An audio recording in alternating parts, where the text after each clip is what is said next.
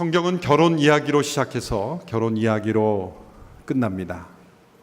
창세기에서 하나님께서 이 우주 만물을 창조하실 때 그 천지 창조의 절정은 바로 한 남자와 한 여자를 창조하시고 이 두 사람을 결혼을 통해서 한 가정을 이루도록 하시는 그 남자와 여자의 연합이 바로 천지 창조의 절정입니다. 마지막 요한계시록 21장을 보면 하나님께서 준비하신 이 새하늘과 새 땅의 모습을 가리켜 이렇게 표현합니다. 마치 신부가 신랑을 위하여 단장한 것과 같더라. 그리고 수많은 열방의 백성들이 주님을 만나는 그 모습을 가리켜 어린 양의 혼인잔치와 같더라 라고 말합니다. 우리 모두가 그리스도의 신부로서 신랑 대신 예수 그리스도를 만나는 결혼잔치가 바로 우리 주님을 다시 만나는 최후의 모습이라고 말씀했습니다. 결혼 이야기로부터 시작해서 결혼 이야기로 끝나는 이유는 무엇일까요? 하나님께서 우리를 위해서 창조하신 이 결혼의 제도가 인간의 행복을 위해서 만들어주신 제도이지만 결코 거기에 머무는 것이 아니라는 것이죠.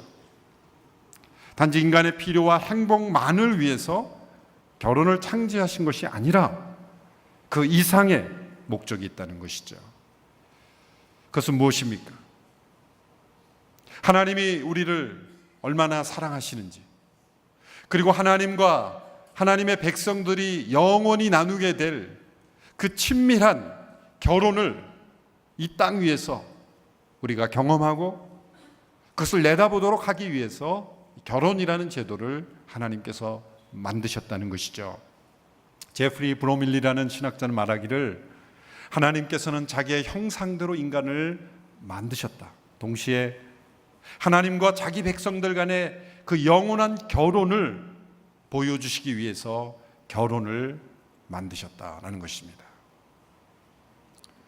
이분이 한 이 말이 바로 오늘 설교의 주제입니다. 오늘 본문은 결혼 주례나 혹은 가정에 관한 가장 중요한 본문으로 알려진 말씀입니다. 남편의 역할, 아내의 역할, 가정 속에서 부부가 어떤 모습이어야 될지를 우리에게 가장 잘 보여주는 것이기 때문입니다. 그래서 저는 오늘 부부간에 어떻게 서로 사랑하며 행복하게 잘 살 수 있을까에 대한 말씀에 대한 초점보다는 하나님이 결혼이라는 제도를 만드신 보다 더 궁극적인 목적, 우리가 영원한 나라에서는 결혼이라는 제도가 없다고 말씀했습니다. 그곳에는 장가가는 일도 시집가는 일도 없다. 부부관계도 없다. 오직 한 분의 남편만이 존재하고 우리는 하나님을 남편으로 모시고 영원한 결혼의 관계로 살아갈 터인데, 이 땅에서 결혼이라는 제도를 통해서 하나님께서 우리에게 가르쳐 주시고자 하는 것, 바로 그것에 대해서 오늘 말씀을 나누고자 합니다. 하나님은 우리의 위대한 연인이십니다. 하나님 우리를 사랑하시되 마치 신랑이 신부를 기뻐하듯이 우리를 사랑하시고 우리와 그렇게 영원히 친밀한 결혼의 관계를 누리기를 원하셨습니다. 이사야 62장 3절에서 5절의 말씀을 우리 한 목소리로 함께 읽도록 하겠습니다. 시작. 너는 여호와의 손에서 화려한 면류관이 되고 우리 하나님의 손바닥에 놓여 있는 왕관이 될 것이다. 다시는 너를 버림받은 여인이라고 부르지 않고 내 땅을 쓸쓸한 여인이라고 부르지 않을 것이다. 오직 너를 하나님께서 좋아하시는 여인이라고 부르고 내 땅을 결혼한 여인이라고 부를 것이다. 여호와께서 너를 좋아하시고 내 땅을 신부로 만난 신랑이 돼 주실 것이다. 이기 때문이다. 총각이 처녀와 결혼하듯 너를 지으신 분이 너와 결혼할 것이다. 신랑이 신부를 기뻐하듯 내 하나님께서 너를 기뻐하실 것이다. 아멘. 얼마나 놀라운 말씀입니까? 이 세상에서 아무리 버림받고 쓸쓸한 외로움과 아픔 속에 살아갈지라도 우리가 염려하지 않을 것은 영원한 나라에서 하나님이 우리의 남편이 되어주시고 우리를 신랑이 신부를 기뻐하듯이 우리를 기뻐하시고 우리를 사랑하시는 남편이 되어주시기 때문이라는 거죠. 그러므로 이 땅의 결혼이라는 제도는 일종의 역할극이라고도 말할 수 있습니다. 하나님이 우리의 신랑이 되신다는 것, 우리가 하나님의 신부가 되어서 영원한 결혼의 축복을 누리는 것을 이 땅 위에서 남편과 아내의 역할을 통해서 그 하나님이 우리를 얼마나 사랑하시는지, 그리고 그 하나님께 우리가 어떤 영광과 순종을 올려드려야 되는지를 깨닫게 하시기 위해서 결혼이라는 제도를 허락하셨다는 거죠. 우리는 이 결혼의 안에 감추어진 이 놀라운 비밀을 발견해야 합니다. 오늘 본문 32절에 보면 창세기 2장 24절의 말씀, 사람이 부모를 떠나 그 아내와 합하여 한 몸이 된다는 말씀 이후에 이 비밀이 매우 크도다 말하고 있습니다. 이 비밀이 크도다라고 말씀하신 이후에 나는 그리스도와 교회에 대하여 말하노라 라고 말합니다. 문맥상으로 보면은 이 비밀이 크다, 나는 지금 결혼에 대하여 말하고 있습니다 라고 말해야 되는데 갑자기 그리스도와 교회에 대하여 말합니다 라고 말합니다. 이 말씀은 우리에게 무엇을 보여주고 있습니까? 그 비밀인 바로 그리스도와 교회의 비밀인 것입니다. 우리가 결혼이라는 제도를 통해서 깨달아야 될 비밀은 뭔가? 인간이 얼마나 더 행복해질 수 있는가? 인간이 얼마나 더 즐겁게 살 수 있는가? 그것도 물론 있지만 그것 이상의 비밀이 있다는 거죠. 그건 뭡니까? 우리가 이 결혼이라는 생활을 통해서, 결혼의 축복을 통해서 그리스도와 교회에 관한 비밀을 우리가 더 깊이 깨달아야 한다는 것이죠. 진정한 부부관계의 목적은 바로 거기에 있습니다. 그리스도와 교회를 통해 우리에게 가르쳐 주시는 비밀을 더욱 깨닫는 것. 얼핏 보면 이 말씀 전체가 사실은 남편과 아내의 역할에 대해서 어떻게 사랑하고 어떻게 순종해야 되는지를 말씀하고 있지만 더 중요한 이 말씀의 목적은 바로 그리스도와 교회에 관해서 말씀하고 있는 것입니다. 인간의 결혼을 설명하기 위해서 그리스도와 교회의 관계를 비유로 들고 있는 것처럼 보이지만 실상은 이 말씀의 목적은 그리스도와 교회에 관한 비밀을 가르쳐주기 위해서 인간의 결혼을 비유로 들고 있는 것입니다. 인간의 결혼은 일시적인 제도이지만 그리스도와 교회의 관계는 영원한 관계이기 때문입니다. 언제나 일시적인 관계가 영원한 관계를 내다보게 하는 것이기 때문입니다. 일시적인 관계가 영원한 관계의 비유가 되는 것입니다. 그리스도와 교회의 관계가 남편과 아내의 결혼의 비유가 되는 것이 아니라 그리스도와 교회의 관계의 비유가 남편과 아내가 되는 것이라는 거죠. 오늘 이런 맥락에서 오늘 주시는 하나님의 말씀을 통해서 우리의 부부관계가 어떻게 하면 그리스도와 교회의 관계를, 그 비밀을 더욱 깊이 깨닫게 할 것인가에 대한 초점을 두고 우리가 함께 말씀을 나누고자 합니다. 사실 오늘 본문은 21절부터 시작해야 합니다. 21절의 말씀은 이렇게 기록이 되어 있습니다. 그리스도를 경유함으로 피차 복종하십시오. 문단을 새롭게 구분한 다음에 21절부터 본문이 구별되어야죠. 그래서 어느 영어 번역본에서는 21절부터 문단을 아예 구별했습니다. 우리가 지난주 살펴본 말씀을 통해서는 성령 충만한 삶에 대해서 나왔죠. 에베소 5장 18절에 세월을 아끼라, 때가 악하니라. 술 취하지 말고 오직 성령의 충만함을 입으라. 그리고 시와 찬미와 신령한 노래로 서로 화답하라고 말했습니다. 무슨 일이든지 마음으로 하나님께 감사하라 그랬습니다. 그리고 그리스도를 경유함으로 피차 복종하라 그랬습니다. 이것은 성령 충만한 삶에 나타나는 모습들입니다. 시와 찬미와 신령한 노래로 서로 화답하는 아름다운 예배의 모습, 어떠한 상황 속에서도 감사하는 감사의 모습, 그리고 그리스도를 경유함으로 피차 복종하는 모습입니다. 특별히 마지막 세 번째, 그리스도를 경유함으로 피차 복종하라. 이것이 성령 충만한 성도에게 나타나는 모습입니다. 여러분, 성령 충만한 삶은 개인적으로 경험하는 초월적이고 신비적인 영의 체험일 수도 있지만 그것을 넘어서서 반드시 관계 속에서, 나와 가장 가까운 관계 속에서 그리스도를 경유함으로 피차 복종하는, 서로가 서로에게 복종하는 모습이 나타나야 한다는 거죠. 여기서 복종이라는 단어는 아래라는 단어와 질서라는 단어가 합쳐진 합성어입니다. 하나님께서 주어진 어떤 질서 아래 자신의 위치를 받아들이고 순종하는 것, 자신을 절제함으로 질서 속에 나 자신을 굴복시키는 것, 이것이 바로 진정한 복종인 것입니다. 이것이 바로 진정한 성령 충만한 삶인 것입니다. 오늘 말씀 이후로 이제 앞으로 2, 3주간에 걸쳐서 그리스도를 경외함으로 피차 복종하는 관계가 어떤 현장인가를 설명해 줍니다. 첫 번째가 바로 부부관계예요. 두 번째가 부모와 자녀의 관계입니다. 세 번째가 일터에서 직장의 상관과 또 동역자들의 관계입니다. 우리가 성령 충만한 모습은 어디서 나타납니까? 1차적으로 그것이 증명되어야 하는 현장은 교회가 아니라 가정이라는 거죠. 그리고 가정에서도 가장 가까운 부부관계가 바로 성령 충만에 평가할 수 있는 가장 중요한 현장이라는 거예요. 그러면 어느 성도가 성령 충만한지 성령 충만한지는 목회자에게 물어볼 필요가 없는 겁니다. 누구에게 물어보면 됩니까? 자기 아내와 남편에게 물어보면 됩니다. 혹은 자녀에게 물어보면 됩니다. 자녀들에게 얘들아, 엄마 아빠가 어느 정도 성령 충만한 것 같니? 점수를 매긴다면 몇 점이니?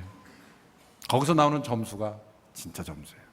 이재훈 목사가 과연 성령 충만한가 한가는 여러분들이 평가하는 게 아니라 누가 평가하는 거예요? 제 아내와 자녀들이. 바라건대 물어보지는 마십시오. 실족할까 두렵습니다. 성령 충만이란 우리의 인격적인 가장 친밀한 관계 속에서 그리스도를 경외함으로 피차 복종하는 그러한 모습이 바로 성령 충만의 모습입니다. 그 결혼의 관계를 통해서 성령 충만은 증명되어야 하는 것이죠. 오늘 말씀에는 남편과 아내가 어떻게 그리스도를 경외함으로 어떻게 서로 복종하는지, 하나님이 정하신 질서 아래서 어떻게 서로가 서로의 역할을 감당하는지에 대해 설명하고 있죠. 먼저 아내에게 주시는 명령의 말씀입니다. 5장 22절부터 24절까지의 말씀입니다. 이 말씀이 끝나면 특별히 아내들은 아멘으로 크게 응답할 수 있게 되기를 바랍니다. 22절부터 24절까지 같이 읽겠습니다. 시작. 아내들이여 남편에게 복종하기를 주께 순종하듯 하십시오. 이는 그리스도께서 교회의 머리 되심 같이 남편은 아내의 머리이기 때문입니다. 그리스도가 바로 몸의 구주십니다. 교회가 그리스도께 복종하듯 아내들도 모든 일에 남편에게 복종하십시오. 아멘. 그다지 크지 않는 것은 부담이 돼서입니까? 만일 이 말씀에 남자들만 아멘하고 아내들은 아멘하지 않고, 또 남편에게 주는 말씀에 남자들은 아멘하지 않고 아내들만 아멘한다면 이건 성도들의 삶에 큰 문제가 있는 겁니다. 아내에게 주어진 명령은 순종의 명령입니다. 순종하되 주께 순종하듯 순종하라. 이는 그리스도께서 교회의 머리 되심과 같이 남편이 아내의 머리이기 때문이다. 어쩌면 여성운동가들이나 남녀평등이라는 시각을 가진 분들의 눈에는 이 말씀이 거슬릴 겁니다. 왜 남편이 아내의 머리인가? 왜 아내가 남편에게 주께 하듯 순종해야 하는가? 혹시 사도 바울이 그 당시에 그리스 로마 제국에 있었던 남존여비 사상, 여자를 무시했던 그런 시각을 반영한 것 아닌가?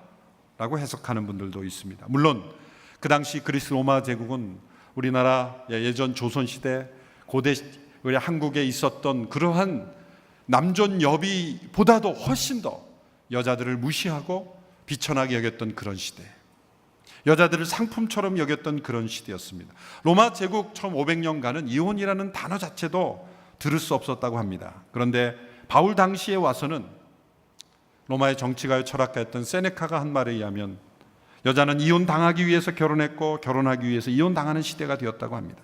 어느 로마의 귀부인은 23번째 남편의 21번째 아내였다, 그런 말도 있습니다. 바울이 이러한 시대적인 여성관을 받아들이는 것은 아닙니다. 오히려 이런 문화와 상황을 거슬러서 하나님이 결혼을 제정하실 때에 바로 그 순수한 의미를 설명해 주고 있는 것입니다. 그것은 남편은 아내의 머리이므로 마치 교회가 머리 대신 그리스도께 순종하듯 아내는 남편에게 순종해야 한다는 것입니다. 여기서 순종하라고 할 때 남편이 말하는 모든 것에 동의하라는 것이 아닙니다.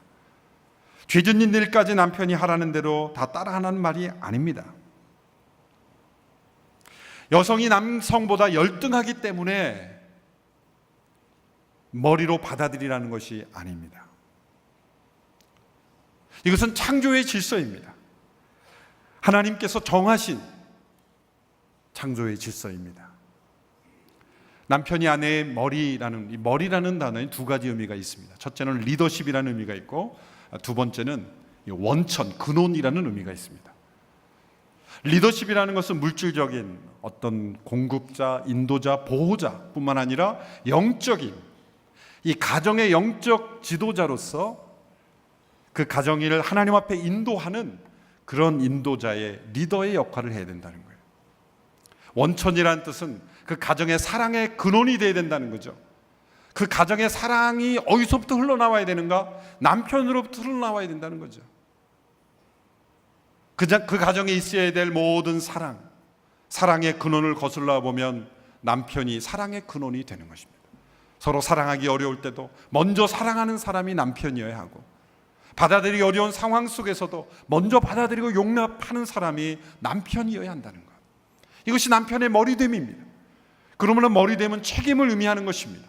헌신을 의미하고 희생을 의미하는 것입니다. 권력이 아니라, 군림하는 것이 아니라 섬기는 것이요, 돌보는 것이요, 자기를 내어주는 것입니다.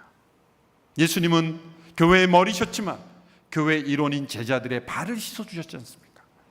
제자들의 발을 씻어줄 때 제자들이 이렇게 생각했습니까? 예수님이 우리의 발을 씻어주니 예수님이 우리의 종이다, 이렇게 생각하는 제자는 아무도 없었을 겁니다. 예수님의 머리됨이, 예수님이 그들의 발을 씻겨주시는 섬김을 행한다고 해서 예수님의 머리됨이 무너지는 것이 아닙니다. 오히려 예수님의 머리됨이 분명히 나타나는 거예요. 남편이 머리됨이라는 것은 여성 위에 남성이 있다는 것이 아닙니다. 남자가 여자보다 우월하다는 것이 아닙니다. 오늘 사회를 보면 남자보다 여성이 더 뛰어나다는 것이 막 증명되고 있지 않습니까? 흔히 여성을 가리켜 우리는 돕는 배필이다라는 단어를 잘못 해석해서 남자의 수종드는 사람이다, 그렇게 생각하기 쉬운데, 돕는 배필은 그런 뜻이 아닙니다. 왜냐하면 에젤이라는 단어는 하나님께도 썼거든요. 하나님께도 쓰였거든요. 하나님은 나의 에젤입니다, 나의 돕는 자이십니다. 그러면 하나님이 우리의 보다 열등한 사람이란 존재란 뜻입니까? 아니죠. 에젤이라는 단어는 그런 뜻이 아니에요. 여러분, 도움을 받는 사람이 부족한 사람입니까? 돕는 사람이 부족한 사람입니까? 도움을 받는 사람이 부족한 거예요. 남자가 부족하니까 여성의 도움을 받는 겁니다. 남자가 여자보다 우월하다는 뜻이 아닙니다. 돕는 배필이라는 뜻은 여성이 존재함으로써 하나님이 의도하신 질서가 완성되었다는 그런 뜻이죠. 그럼에도 불구하고 남편은 아내의 머리라는 것, 그 머리는 책임, 헌신, 희생, 자기를 내어주는 돌봄, 공급, 보호, 인도, 지도자의 책임을 의미한다는 것이죠. 그러므로 아내들이여, 남편에게 순종하듯 죽게 하듯 순종하라는 명령을 부담스러워하지 마십시오. 존 스토트 목사님을 해석하기를 이렇게 재미있게 해석했어요. 이 명령은 괴물 같은 존재에게 순종하라는 뜻이 아니라, 괴물 같은 남자에게 순종하라는 것이 아니라, 머리로서의 책임과 헌신과 그 의무와 보호를 다 하는 남편에게 순종하라는 거예요. 그 순종은 어려운 것이 아니죠. 자기의 책임을 다하지 못하는 남편에게 순종할 때 얼마나 그것이 힘듭니까? 이 순종은 강압적이고 억지로 하는 순종이 아니라, 예수님이 머리 되셨지만 그 교회를 위해서 자신을 내어주시고 자신을 희생하시고 제자들의 발을 씻겨주시는 그 사랑을 베푸는 남편으로서 순종하는 것은 너무나 기쁘고 즐겁고 자연스러운 반응인 것입니다. 그것은 어려운 길이 아니라는 거죠. 죄가 들어왔을 때 결혼 안에 있던 이 머리됨과 순종의 질서가 깨어졌습니다. 창세기 3장 16절의 말씀을 함께 보시겠습니다. 창세기 3장 16절의 말씀 시작. 여자에게 하나님께서 말씀하셨습니다.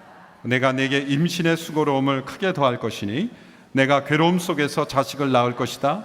너는 남편을 지배하려 하나 그가 너를 다스릴 것이다.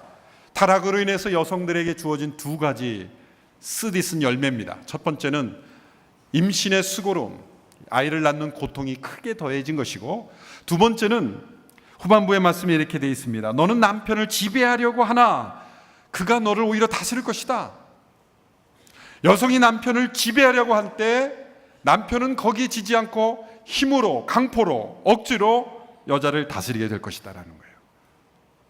이것은 그리스도를 경외함으로 피차 복종하는 성령 충만의 모습과 너무나 반대되는 말씀이에요. 서로가 서로를 지배하려는 그러한 관계, 이것이 죄로 말미암아 머리됨과 순종의 관계가 깨어져 버린 관계입니다. 죄가 머리됨을 만든 것이 아니라 죄는 이 머리됨과 순종의 관계를 깨트려 버림으로 서로 머리가 되려 하는, 서로 지배려고 하는, 남편의 머리됨을 아내가 가로채려고 하는 그러한 쟁탈전이 벌어지고, 결국은 남편은 따뜻하고 온유하고 겸손하고 희생하고 자신을 내어주는 그런 머리됨이 아니라 굴림하고 큰소리치고 폭력을 행사하고 아내를 힘과 무력과 억지로 다스리는 그러한 세상적 다스림으로 변해버린 것입니다. 원래의 머리됨은 예수님의 머리되심과 같이 보호와 희생과 헌신과 자기를 내어주는 머리됨인 것입니다. 그 가정 안에 일어나는 모든 일을 나의 문제, 나의 책임으로 여기는 머리됨이었던 것입니다. 이 머리됨의 증거가 어디 있습니까? 하나님께서 아담과 하와가 타락한 이후에, 여러분 누가 먼저 타락했습니까? 누가 먼저 타락했죠?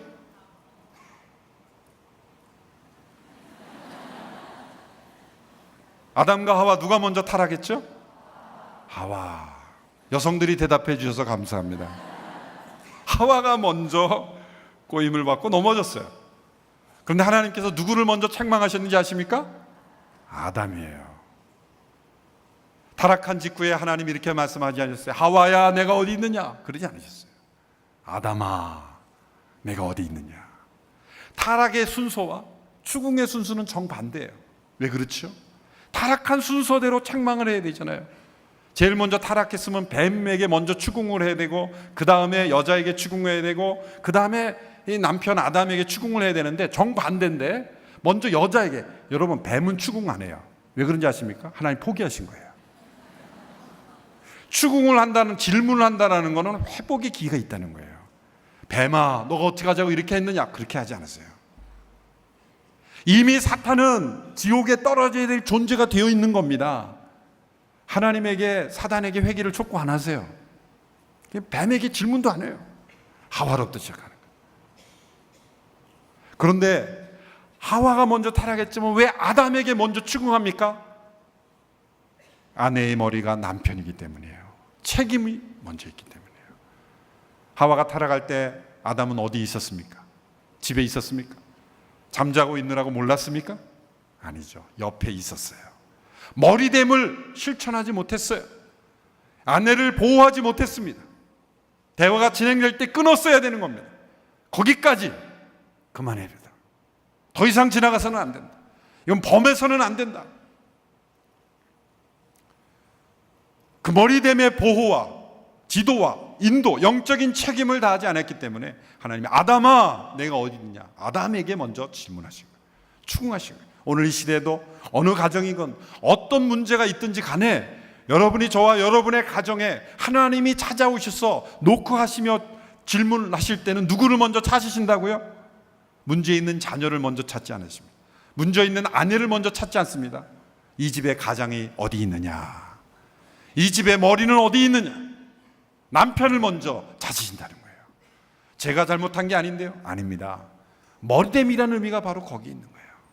머리는 왕처럼 군림하라는 의미가 아니라 예수님이 교회의 머리 되심으로 교회를 돌보시고 책임지시고 희생하시기까지 교회를 구원하신 것처럼 어떠한 희생이 치루어진다 할지라도 그 문제를 해결하는 데 있어서 우선순위, 우선권을 가지고 책임의식을 가지고 그 문제를 해결해야 될 1차적 책임은, 궁극적 책임은 바로 남편에게 있다는 것이죠. 아버지에게 있다는 것이죠. 그것이 머리됨의 의미인 것입니다. 이제 머리된 남편에게 주어진 명령을 살펴보십시오. 25절부터 30절까지 분량도 훨씬 많습니다. 아내에게 주신 명령은 두 구절 간단한데 남편에게 주신 명령을 보면 5 구절이나 됩니다. 우리 같이 한 목소리로 크게 읽고 마칠 때 남편들은 크게 아멘할 수 있게 되기를 바랍니다. 함께 25절부터 30절 읽겠습니다. 시작. 남편들이여 아내 사랑하기를 그리스도께서 교회를 사랑하시고 교회를 위해 자신을 내어주심 같이 하십시오. 그리스도께서 이같이 하신 것은 말씀을 통해 교회를 물로 씻어 깨끗하게 해서 거룩하게 하시고 티나 주름이나 다른 지저분한 것들이 없이 교회를 자기 앞에서 영광스러운 모습으로 서도록 해서 오직 거룩하고 흠이 없게 하시기 위한 것입니다. 이와 같이 남편들도 자기 아내 사랑하기를 자기 몸을 사랑하듯이 해야 합니다. 자기 아내를 사랑하는 것은 바로 자신을 사랑하는 것입니다. 자기의 육체를 미워하는 사람은 없습니다. 누구나 자신을 먹이고 보살피기를 그리스도께서 교회를 위해 하시듯 합니다. 이는 우리가 그리스도의 몸의 지체들이기 때문입니다. 다시 한번 아멘. 네, 감사합니다. 본문에서 아내의 순종보다 남편의 사랑에 대해서 더 강조하고 있다는 것을 주목해야 합니다. 더 많은 책임, 더 많은 명령을 주고 있습니다. 아내의 순종보다 더 어려운 것이 남편의 사랑이라는 증거이죠. 그런데 오늘 말씀에 보면 첫째로 남편에 대한 명령을 3번씩이나 반복하고 있어요. 아내에게는 한 번만 명령했는데 남편이 3번을 명령하고 있어요. 25절에 보면 아내 사랑하기를 그리스도께서 자신을 내어주신 같이 하라. 28절에 보면 남편들도 자기 아내 사랑하기를 자기 몸을 사랑하듯이 하라. 33절에 보면 자기 아내 사랑하기를 자기 사랑하듯 하라. 남편의 사랑의 기준은 무엇입니까? 어느 소설에 나오는 사람의 사랑이 아니라, 드라마에 나오는 어떤 남자의 사랑이 아니에요. 어떤 영화 배우가 보여준 사랑의 모습이 아니라 누굽니까? 십자가에 못 박힌 예수 그리스도의 사랑이에요. 두렵습니까? 쿠오스라는 시인이 사랑은 아픕니다 라는 시를 쓰면서 아들아 사랑한다는 것은 쉬운 일이 아니라, 쫙 시를 하자면 제일 마지막에 이렇게 해서 사랑한다는 것은 누군가를 위하여 내 몸을 십자가에 못 박는 일이다. 진정한 머리됨의 사랑은 십자가에 피 흘리기까지 자신의 생명을 내어주는 사랑이에요. 여러분, 이런 사랑을 하는 남편에게 순종하는 것이 어렵습니까? 자존심 상합니까? 억지로 하는 것일까요? 아니죠. 이것은 너무나 자연스러운 반응인 것입니다. 예수님이 우리를 위하여 십자가에 못 박힌 사랑을 우리가 깨닫기만 하면 교회인 우리가 예수님께 순종하는 것은 너무나 쉬운 일이에요. 남편의 사랑이 가벼우면 아내의 순종은 무겁습니다. 그러나 남편의 사랑이 무거우면 아내의 사랑은 너무나 쉽고 가볍게 이루어지는 거예요. 예수님의 사랑이 크고 놀라운 무게의 사랑이기에 그 사랑에 대한 우리의 사랑은 너무나 가볍고 쉬운 순종이에요. 그러나 예수님의 그 사랑을 깨닫지 못한 사람은 순종하기가 너무 힘든 거예요. 그런데 첫 번째 기준은 이 그리스도께서 자신을 위해 생명을 내어주신 같이 사랑하라 그랬는데, 기준을 조금 낮춰서 후반부에 보면 이렇게 28절 33절에서 말하죠. 자기 몸을 사랑하듯이 사랑하라. 저는 여기에서 감사했습니다. 왜냐하면 남편에 주어지는 사랑의 기준을 예수님으로만 올려놓으셨다면 날마다 절망할 수밖에 없잖아요. 그런데 기준을 조금 낮춰주셔서 너 몸을 사랑하듯 사랑해라. 그것도 연결이 되는 거죠. 왜? 예수님이 교회를 사랑하신 것은 예수님의 몸 지체된 교회를 사랑하시는 거기 때문에 그 원리를 끄집어내서 우리에게 좀 더 쉽게 설명해 주는 거예요. 남편은 아내를 사랑하되 자기 몸을 사랑하듯 사랑하라는 거예요. 아내는 자기 몸이라는 거예요. 남편들이여 믿으십니까? 네. 22번 믿으셨습니다. 하나님께서 하와를 아담에게 이끌어 오셨을 때 아담이 뭐라고 말했어요? 창세기 할 때 제가 특별 새벽 기도할 때 말씀드린 것 같은데, 이는 내 뼈 중에 뼈, 내 살 중에 살이다. 내 몸의 일부분 중에 가장 중요한 한 부분이라는 거예요. 나라는 거예요. 타락한 이후에 아담이 하와를 뭐라고 말했습니까? 아담아 내가 왜 이런 일을 했냐 그랬을 때, 하나님이 만드셔서 나에게 준 이 여자가, 그때부터 부부싸움 할 때 이 여자 저 여자가 나온 단어가 거기서부터 나온 거예요. 아내를 가리켜 이 여자가 저 여자가 물건 부르듯이 부르는 것, 그거 타락한 증거입니다. 어디 이 여자 저 여자입니까? 아담 뭐라고 고백했어요? 내 살 중에 살이요 내 뼈 중에 뼈라. 그럼 우리 그리스도인들은 싸울 때 손을 붙잡고 이를 악물고 이렇게 해야 돼요. 이 여자 저 여자 그러면 안 되고, 이 내 살 중에 살이, 이 내 뼈 중에 뼈가 이를 악물더라도 그렇게 불러야 됩니다. 그럴 때 성령님이 역사하실 줄로 믿습니다. 아무리 화가 나도 이 여자가 아니라 저 여자가 아니라 내 살 중에 살이요 내 뼈 중에 뼈예요. 그런 순간 화는 사라지고 모든 분노는 떠나갈 줄로 믿습니다. 아내를 공격하는 것은 나를 공격하는 것이고, 아내에게 화를 내는 것은 나 자신에게 화를 내는 것이고, 아내를 돌보는 것은 나를 돌보는 것이기 때문에 자기를 사랑하듯 사랑하라. 예수님이 사랑하듯 사랑하고 거기에 못 미친다면 자기를 사랑하듯부터 시작해봐라. 그렇게 말씀하는 거죠. 예수 그리스도의 태도를 본받으라는 명령도 3번씩이나 반복했죠. 그리스도께서 교회의 머리 되심과 같이, 25절에 그리스도께서 교회를 위해 자신을 내어주심 같이, 29절에 그리스도께서 교회를 위해 하듯 그리스도께서. 그러므로 아내의 순종보다 더 어려운 것이 남편의 사랑입니다. 그러므로 머리됨이라는 단어에 아내들이 너무 상처받지 않게 되기를 바랍니다. 그건 엄청난 책임을 요구하는 단어입니다. 죽게 하듯 순종하라는 것에 거부감을 갖지 않게 되기를 바랍니다. 그리스도께서 하신 것처럼 사랑하는 남편에게, 그리고 자기 자신을 아끼듯 사랑하는 남편에게 죽게 하듯 순종하는 건 너무나 쉬운 겁니다.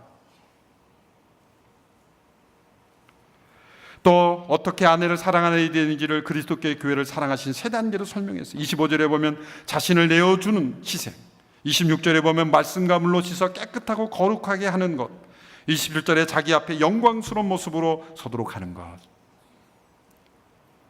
정말 아내를 사랑하는 남편은 아내를 정결하고 깨끗하게 할 뿐만 아니라 영광스러운 신부로 만드는 거예요. 이런 말이 있죠.